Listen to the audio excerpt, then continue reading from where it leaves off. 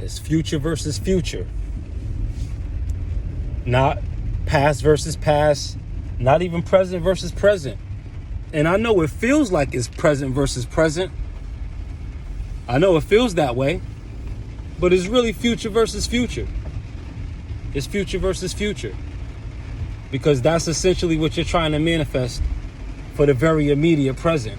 It's just a future that you want to try to change, because it's really the future that's constantly approaching. So your job by default, your ability by default, is known to be on a self-fulfilling prophecy mode. Again, this is why we always stress law of vibration, just to keep you in mind of the dark energy that powers all life, and a reminder to go within to get the vibration that you want your outside world to be. We can still acknowledge everything that's going on with all the programs and all the different forms of research that we find, but we still want to make sure that we have this movie going on with ourselves where we are our favorite character in it.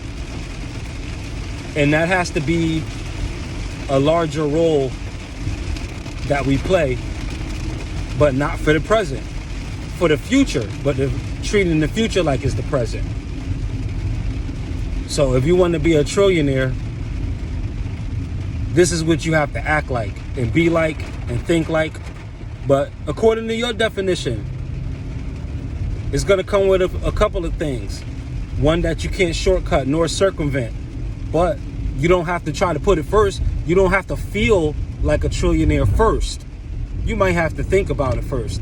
And before you can even think about it in depth, you might have to just loosely talk about it first, over and over. You know, at first it's going to be, yeah, they got all this, how they get all that. But after a while, you're going to just start appreciating the riches that you see and the stability that you see.